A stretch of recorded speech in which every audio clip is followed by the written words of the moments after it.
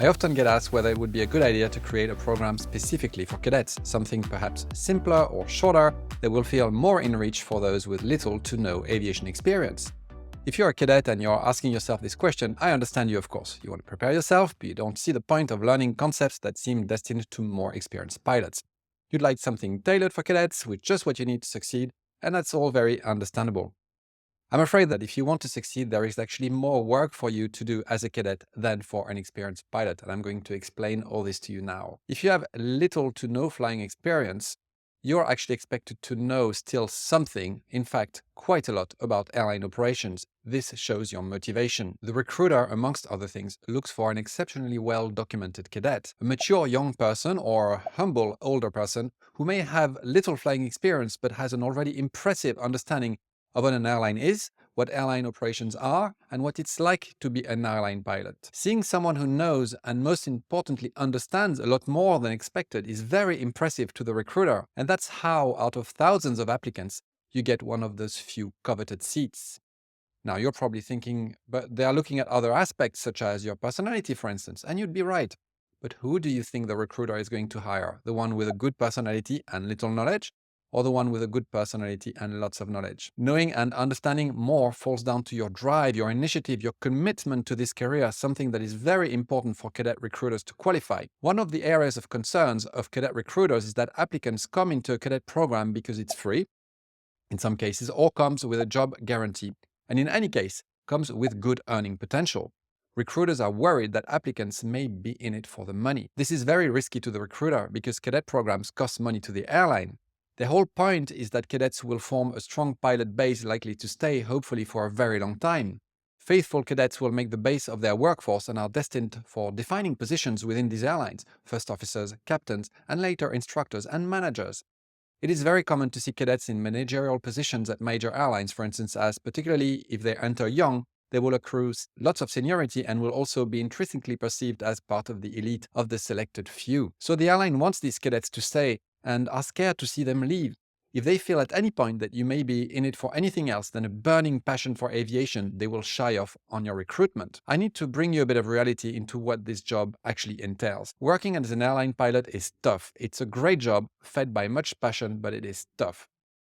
You work at untimely hours, often getting up at 4:30 in the morning a few days in a row, several times a month, and when you go to long haul, you can spend as many as 8 to 10 nights strapped to your pilot seat, facing intense and sometimes painful tiredness. Resting is a real challenge to most airline pilots. Whether at home or in a hotel, finding peace and silence at 7 p.m. is not easy, let alone is finding sleep due to your circadian rhythm. Beside personal tiredness, this job places demands on your family. You'll miss half or more of birthdays and Christmases.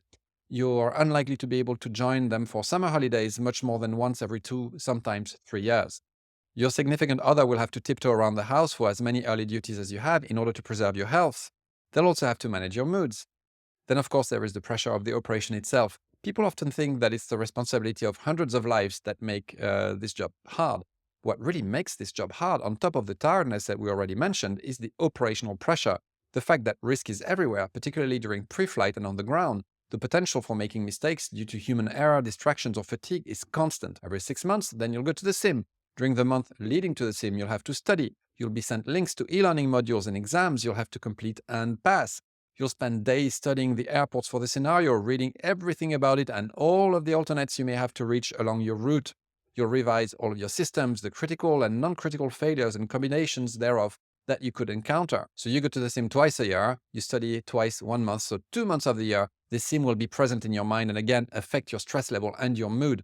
Then of course you may face disappointment or frustration with your own performance at times, flights that didn't go so well, or with your airline as a whole, as it goes through difficult times or provides you operational conditions that you no longer enjoy or find unfair or unsatisfying. After all you sacrificed, all you did, the expectation can be high as to the quality of life you expected, and the disappointment may be equally high.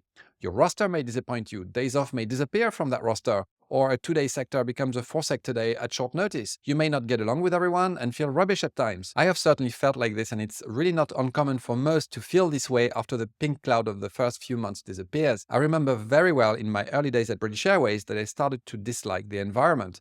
quite strongly. British Airways was at the end of its transition to Terminal 5. We operated from the old Terminal 1 and Terminal 4, and we were constantly traveling in buses, and that lasted for 3 years before Terminal 5 finally opened.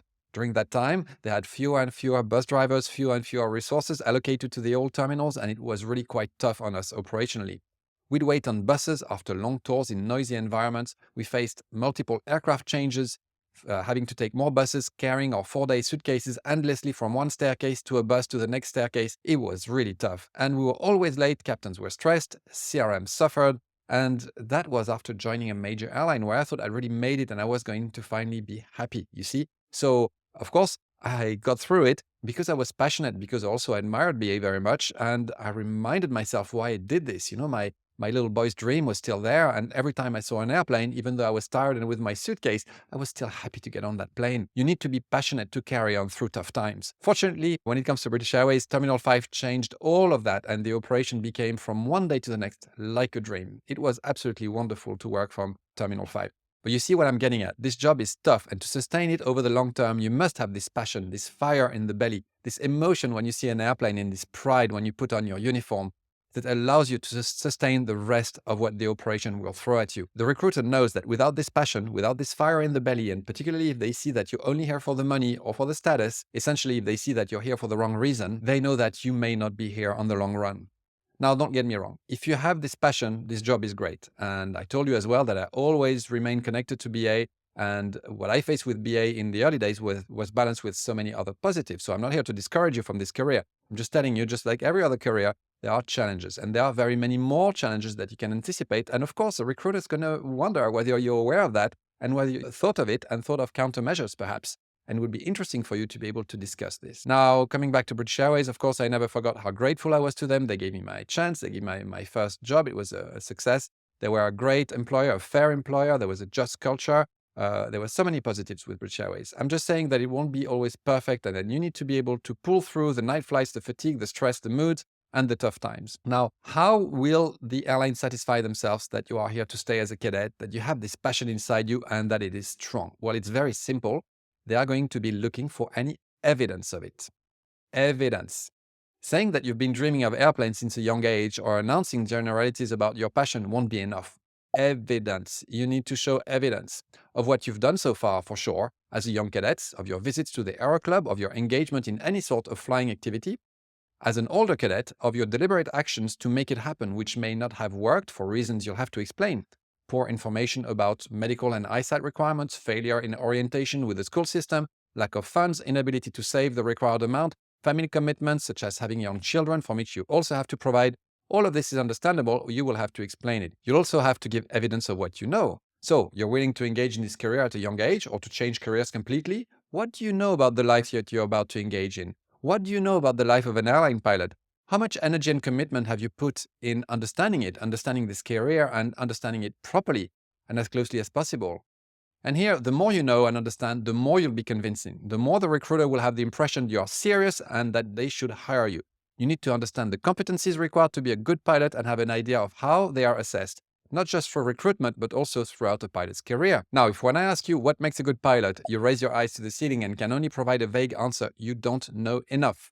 Okay? You also need to understand your target airline and competing airlines as businesses, that you're not just joining a flight deck, but also a company with its mission, strategy, goals, and challenges. You have to understand your target airline by having documented yourself over time, synthesized their information properly, and kept yourself aware of recent changes or recent statements from their management. This again constitutes evidence of your motivation. Then you have to understand the challenges a pilot faces in their own life, as we mentioned before, and the challenges they will face as a result of the airline's challenges, which affect all employees. You need to have thought of every challenge you identified and how you will manage it too. For instance, if you mention fatigue as a major issue to take into account in a pilot's life, which would be correct, you can mention that you're aware of it and have planned to move as close as possible to the airline's headquarters in order to minimize travel time. This would be a smart thing to say.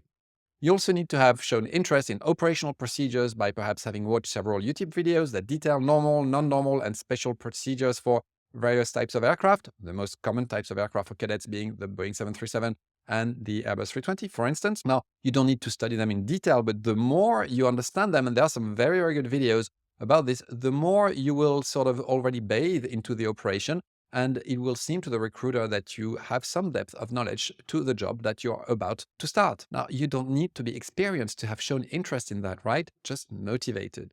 So you may also want to display shoots of knowledge in what we call CRM, crew resource management. This broad term characterizes how we work together as crew, but also with other participants such as the cabin crew, ground staff, ATC, and the company. Projecting yourself adequately in the way I've just described will make a huge difference in convincing the recruiter that they should give you a chance. My view is that cadets have a higher hill to climb and should not envisage to learn less, but much more than experienced pilots ahead of their selection. If you're a cadet, you're still going to be assessed by experienced pilots and human resource professionals. You have to raise your level towards them and not expect that they will reach down towards you. Sure, they understand that you've never or hardly flown, but they do expect more from you than you probably think. And remember, there are thousands of applicants for them to choose from. You need to make a difference. Invest yourself fully and start your learning now if you've not started already. How? Well, this is where we can help you. Because if you try and learn everything I've listed in this video on your own by looking on the internet, it's going to be a very time-consuming enterprise and a very frustrating experience. You need a system that works, professionals to teach you the right amount of detail and help you to climb the mountain that's ahead of you, one step at a time and with a proven structure. Advanced Interview Course is not just designed for experienced pilots, it's designed for any pilot going for selection, be it a cadet or an experienced pilot or even a very experienced pilot. Very few actually experienced pilots have ever studied recruitment in a structured manner. When they do, it's usually an eye-opener, okay? This knowledge is, for the vast majority, a very big eye-opener. It is to us an absolute must that you have to have gone through this at least once in your career in order to have a successful one. That is, one where you go from success to success. And even if you enter a major airline, success doesn't stop there. You'll have other interviews inside the airline. And I can tell you, a career where you succeed every single one of your interviews, or almost, has a very different shape to one where you fail 50% of your interviews, right? So this knowledge is absolutely golden and will make a massive difference in your life, starting with your cadet selection. Everyone will get what they need from what we teach at any experience level. I want to be clear about that. Cadets will benefit from all modules. We've also made adjustments to some modules to teach cadets how to, for instance, answer difficult questions with limited experience. Experienced pilots will gain value from all modules also, and certain modules will speak to them in more depth. It will be an opportunity for them to rehearse the operational application of CRM along well-structured models that work particularly well in recruitment situations, for instance, in order to explain one's decisions in a structured way.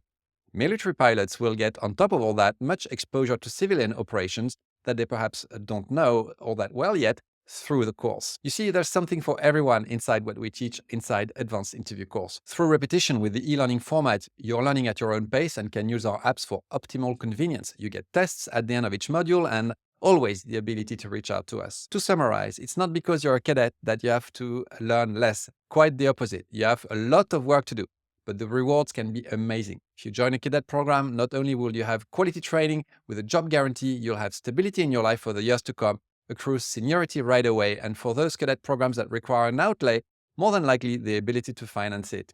You'll save yourself and your family years of worry, and if the industry enters turbulence during your training, you'll most likely be protected. Being successful as a cadet is a massive bonus that cannot be underestimated.